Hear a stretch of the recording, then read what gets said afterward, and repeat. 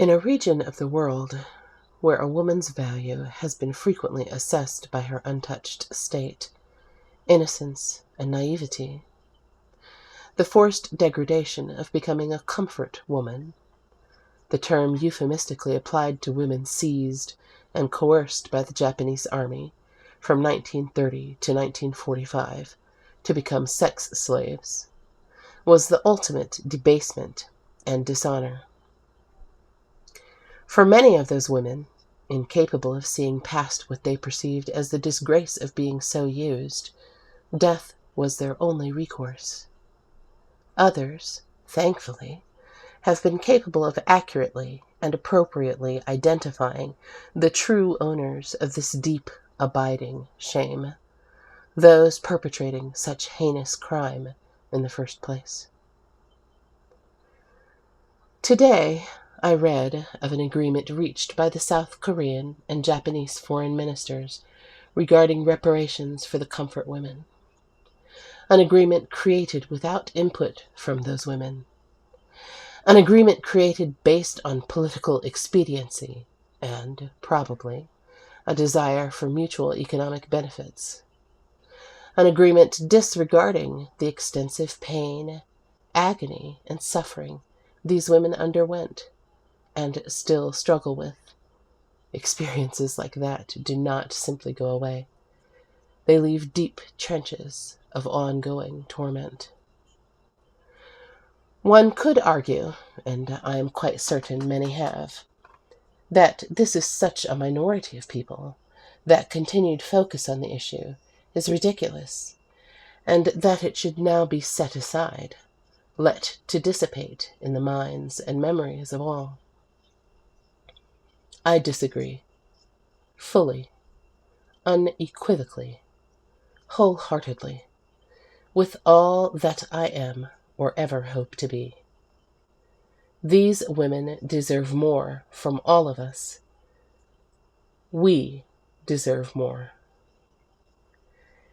Ignoring these women, allowing what is truly a paltry settlement of 8.3 million to go uncontested for what these women have suffered, and more importantly, allowing ourselves not to pursue formal legal apologies and reparations to these women, is unconscionable. It sets a precedent that is egregiously dangerous. Throughout the world, women are devalued and used. So are children. One could cite case after case of women and children being trafficked, used, forced into sexual slavery. It does not even have to be some drastic situation, such as those described above.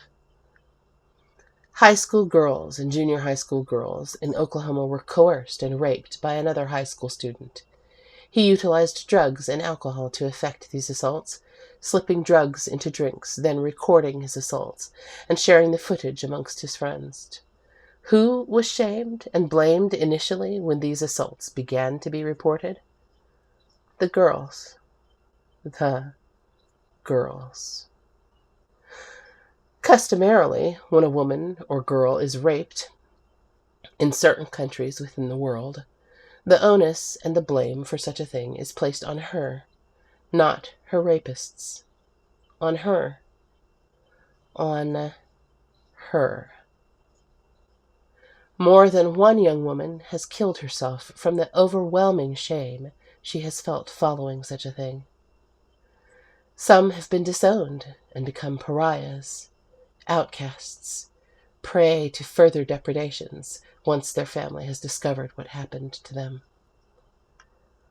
Comfort women?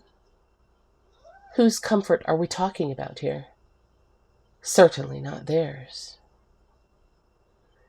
December 24, 2015.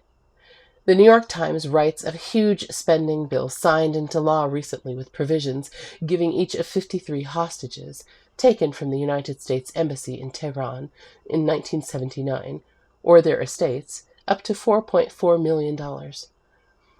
The law authorizes payments of up to $10,000 per day of captivity for each of the 53 hostages, 37 of whom are still alive. 52 hostages were released on January 20th, 1981. A 53rd hostage had been released earlier because of illness. Spouses and children are authorized to receive a lump payment of as much as $600,000. The article indicates that some of these hostages underwent psychological and physical torture during their 444 days of captivity. Women across Asia were abducted or lured by promises of decent jobs, only to end up in brothels run by the Japanese army from 1930 to the close of World War II in 1945. Another New York Times article written December 28, 2015, addresses the settlement proffered by the Japanese government to the South Korean government to resolve the long-standing dispute over Korean women forced to serve as sex slaves for Japan's imperial army. Out of the tens of thousands of women historians indicate were so enslaved, 238 Korean women have come forward. Of those 238, 46 now remain alive. The settlement, agreed upon by both governments, for years of rape, degradation, psychological and physical torture, is a grand total of $8.3 million. However, the women in question indicate what they most desire, and have not received, is Japan's admission of legal responsibility and offer for formal reparations. They demand that Japan make official reparations for the crimes committed against them.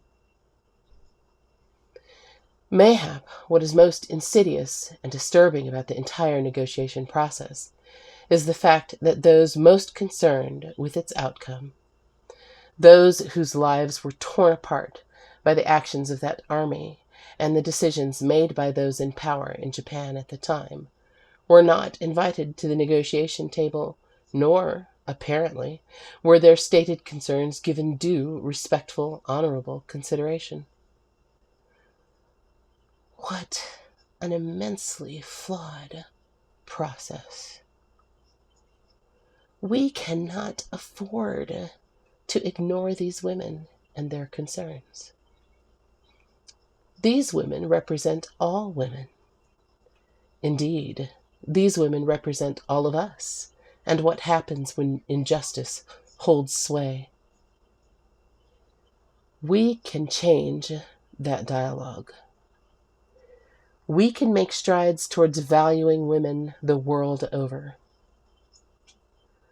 Funny thing about that, when women become more valued, everyone benefits and becomes more valued, for, whether we care to acknowledge it or not, we are all fundamentally interconnected.